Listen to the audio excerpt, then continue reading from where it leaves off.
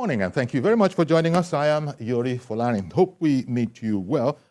Let's look at COP-28 once more. It's the ongoing conference that's going on, and the president is back in the country from it. But COP-28, as you know, is the United Nations Climate Change Conference.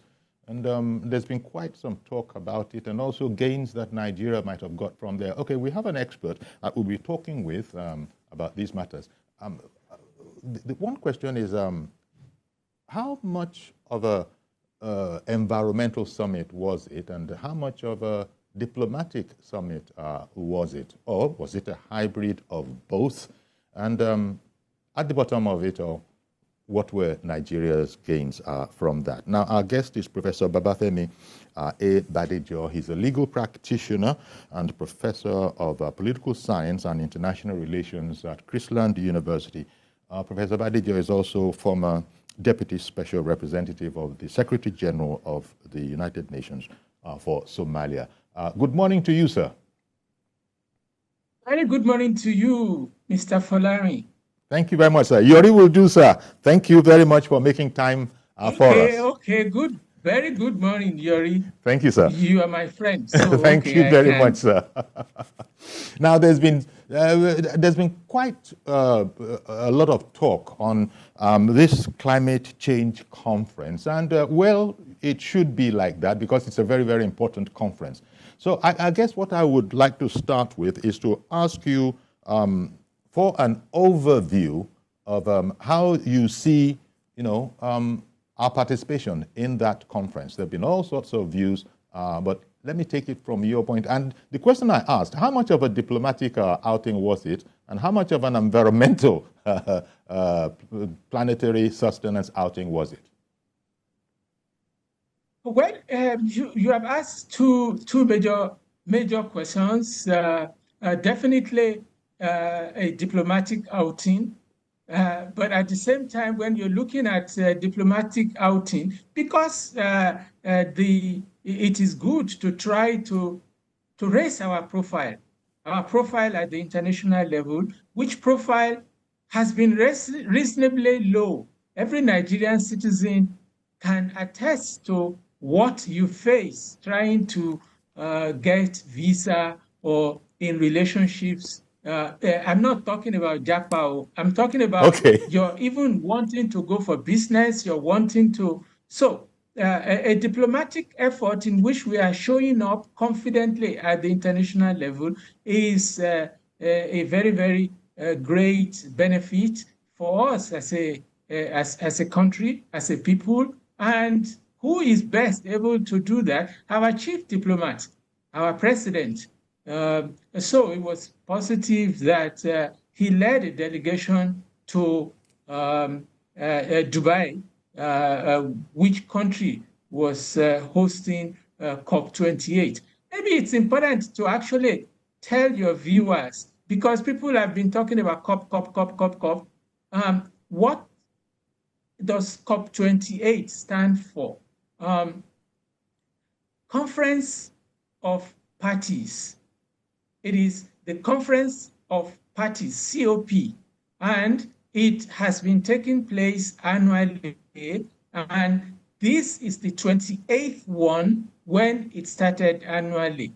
The idea of COP28 came out of the Art Summit that took place in Brazil in 1992, during which time the whole world came to the conclusion that we cannot continue the way we are doing in terms of the environment and the problems that we are bound to face if we continue the way we are doing because of the climatic situations that was gradually changing on all of us.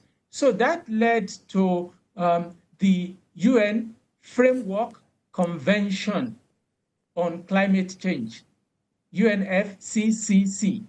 So, but the highest level of discussion, because discussions continue under the auspices of the UNFCCC, regularly, and there are other bodies that have been set up, and others are still being set up to practicalize the convention that was the outcome of the Rio Summit of 1992. So, in effect, our concern is one of how do we leave the world a better place for ourselves and for children yet unborn by reducing the warming up, the global warming, largely. And we've been on that for quite a while now. And we can talk about some of the substance of what's involved with respect to the global warming problem, which is facing different parts of the world differently, in which case we need to pay attention to the different interests that are involved when you're talking about climate change. But the whole focus is climate change. And I hope that with efforts like yours, it will be possible for our people at large to understand the importance of climate change and its impacts on all of us. When you are having flooding taking place, scientists are telling us that the problem of global warming and other associated problems that are changing the situation on our planet are affecting why we are having flooding, desertification, which are two crucial things affecting us, because much of our country is going into desertification. Efforts are being made by our government, by others in support of Africa, international financial institutions. Many efforts are going into all that. But flooding, take your mind to the flooding of last year. Yeah. The flooding of last year resulted in the deaths of about 600 Nigerians. More also crucial is the fact that much of the food that had been planted and were growing and to be harvested last year disappeared with the flood. Not countless animals disappeared with the flood. All those are reduction in the totality of what we have to eat with, to eat from as our produce. So if we have all this in mind, and that if we can reduce the rate of the warming of the world to not more than 1.5 Celsius of what the world was like at the beginning of industrialization, then we will be doing a lot of good. Of course, natural disasters will always be there. We as a people and as a country are expected to provide, to predict and be ready with the resilience. Of course, last year we failed the 600 people who died and many of us whose lives were dislocated fundamentally because some of the things that we could have done were not done. The Lagdo Dam in Cameroon was as a result of an agreement with us to build the Dan Hausa Dam on our own side of the territory, which was to be like 3 times of the Lagdo Dam, and money was voted for it, but it all disappeared the way we do our business in Nigeria, and no dam has been built. Yes, the problem we had, the water would have gone into the dam. It wouldn't have devastated us down the line, but not only being able to provide infrastructure, we're also to be looking at what can we do to reduce the impact of global warming and in effect, so the focus is larger than the focus that we have been debating. Okay. Of course, we have been debating the question of how many people went to Dubai. And I think that's an important question to also handle and deal with. Yes, there might have been some exaggeration in terms of what was being focused on by Nigerians, but I think it's one that we should be frank with ourselves and learn from, because at the end of the day, I hope that investigative journalists will have the opportunity to visit the website of the UNFCCC at the end of the conference and do an analysis on who and who ended up going. The federal government finally told us that it sponsored 422 people. Of course, to do what? That Okay. it sponsored 422. You know, it's even sorry, sir. sacrilegious.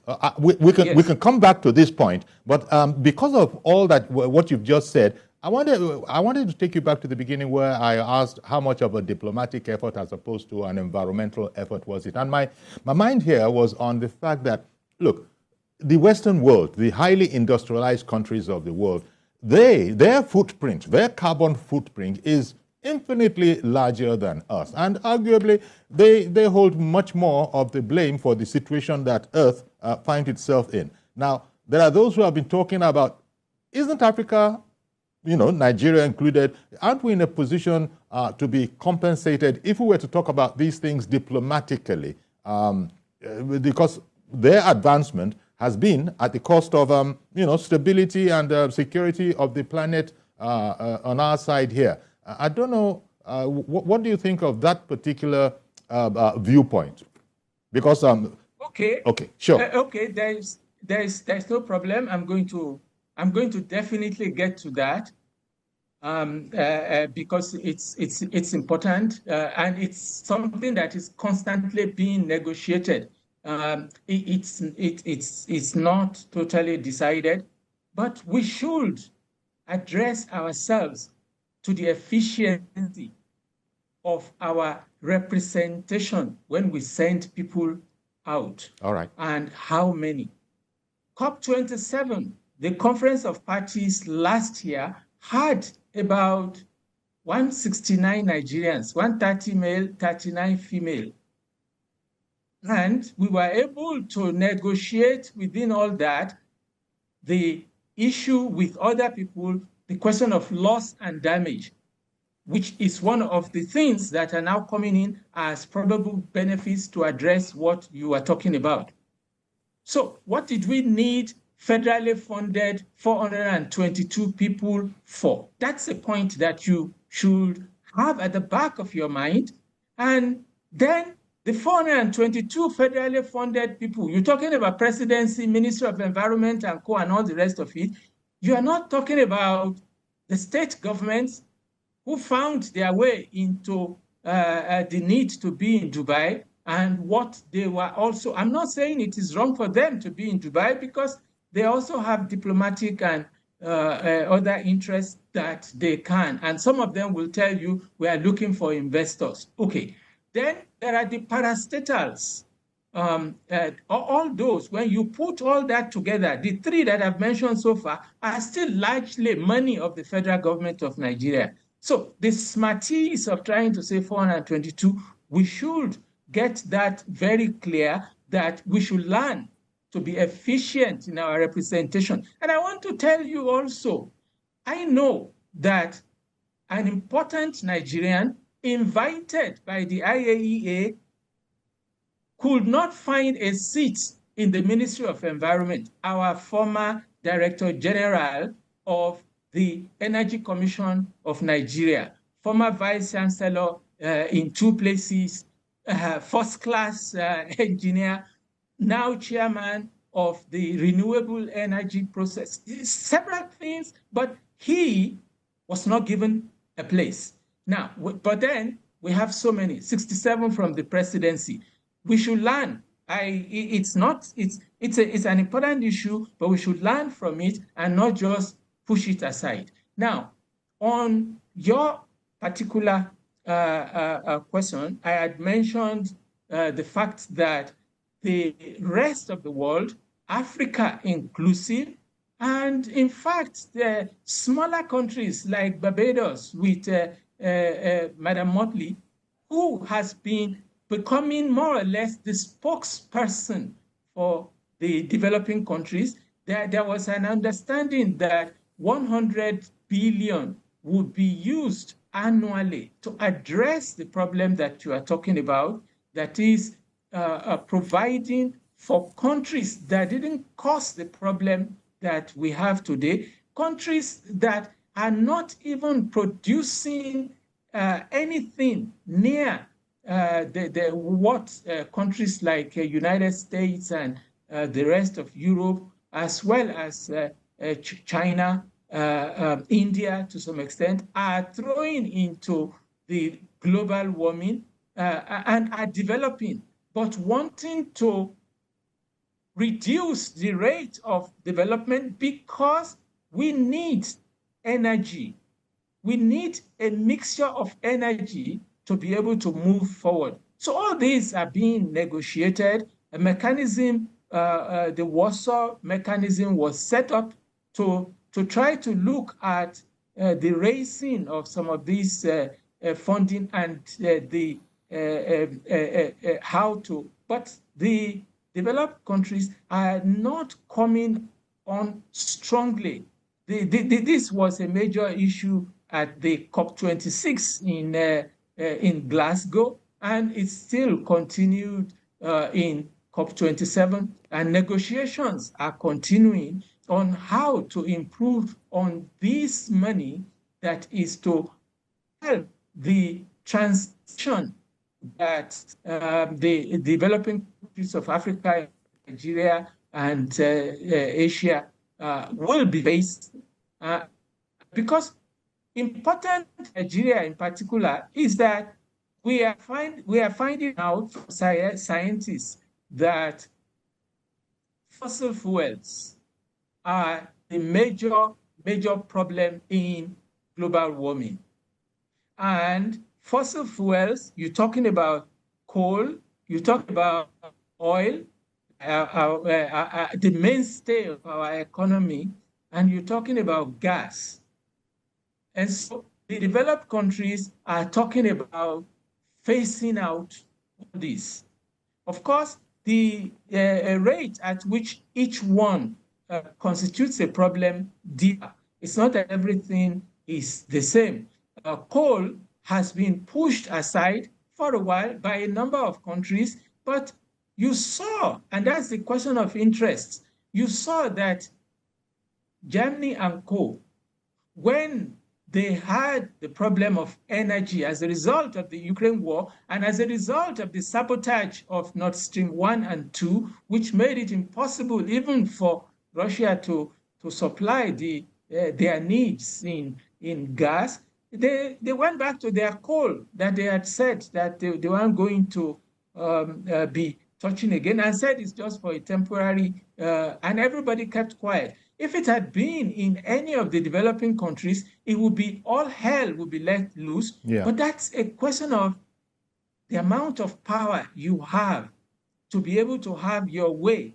If you have all the power in the world and you can dictate to other people, well, that's it. But we need to be prepared for the fact that they are saying that we have to phase out the use of oil and gas, but we are insisting and arguing for a phasing down as opposed to a phase out. Because if we have to phase out automatically by now, it's a question of what capacities do we have in the energy mix that has been agreed upon since 1976, that it's a mixture that is required, fossil fuels, solar, other renewable energy plants, hydro, wind, all these, Yes. nuclear, some people are also insisting. One moment, sir. Debates. One Yes. moment, Prof. Wasn't it in this regard, because it was reported by the Minister of Information that the President Tinubu, hosted a high-level meeting with stakeholders on the, and investors on Nigeria's carbon market and the electric buses rollout, that kind of thing. Buttressing what you've just said about, maybe just a phasing down as opposed to a phasing out, because we simply don't have that capacity. I don't know. And then so many deals were reported to have been, well, not so many, but at least an important one between Germany and Nigeria, among other things. I'm looking here at the Nigeria Carbon Market Activation Plan, co-chaired by the Executive Chairman of the Federal Inland Revenue Service and the Director General. Yes, and the Director General of the National Council on Climate Change, Dr. Dahiru Salisu. Surely these were moves in the in the right direction. Oh, don't get me wrong. By saying that we were not efficient in our representation, it's not that I'm saying that it was not worth our going. Okay. So we must be clear on that. There is no doubt that a number of things are being achieved, because the process is still going on till December 12th, being achieved, and your flyer says post-mortem. We can only do post-mortem at the end of it all as to what carried, what didn't carry, how did we perform, and all the rest of it. Today, many possibilities exist if you are really want to run a lean government. That's all I'm saying. I'm not saying that nothing was achieved. You cannot be asking people to tighten their belt, and then you took 422 people, and state governments took their own, parastatals took their own, all on the money, and then you say that we should tighten. That's all I'm still saying. I have no problem about the things that you have pointed out. I noted the fact that the president pointed out about these 100 buses. Yes. I believe a donation that came from these fossil fuel people as he came into office. I also note the fact that there is a lot of effort that is going towards compressed natural gas that is being put in place. Yes, you spoke about Germany and Nigeria. This is something that started under Buhari. If not mistaken, the deal was probably one of the problems Nigeria, in terms of our profligate traveling, could not allow the Nigerian ambassador in Germany to sign the agreement. Late Abba Kyari had to go with the minister. So I'm saying that there is a continuous effort that has been going on how to address this problem, how to deal with our own national determined contributions, NDC. That is our document that is showing what we are doing, what we can do to reduce our greenhouse gas emissions, the carbon dioxide, and some of the creative ways that people have come up with is, if you can keep your forests, they will be able to take in more of the carbon dioxide in the environment. Yes. And we will have a lesser situation of warming. That is the carbon market you are talking about. That but the reality of it is we need to develop, and the pressure to advance and be in a position to have the needed infrastructure in terms of road connections and all the rest of it that are still there would decimate some of these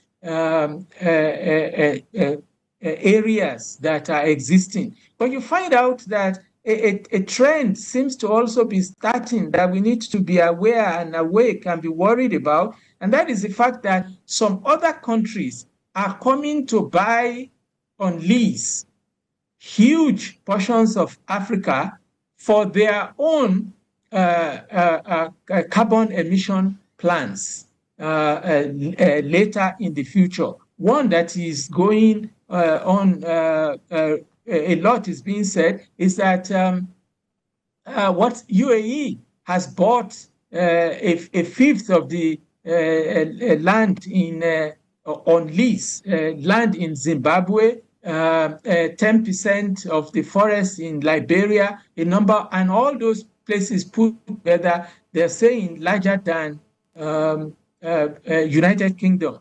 And of course, they are trying to now quantify the carbon reduction that would be taking place, the import of biodiversity.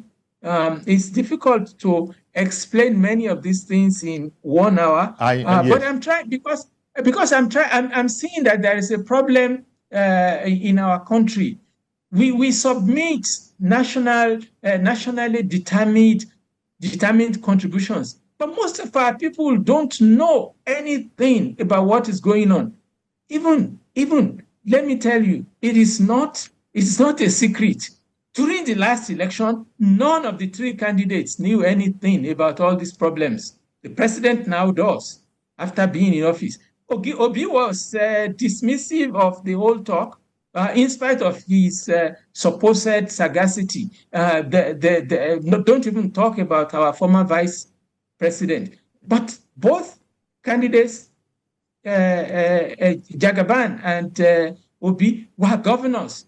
To what extent have their states been conscious? Sanwo-Olu, I understand, went to Dubai for this current one. I hope that he will come back, and with my own governor, Abiodun, I hope they will come back and they will be thinking of what is to be their own contributions in letting people know about the need for them to reduce carbon emissions and what projects and plans that they can key into.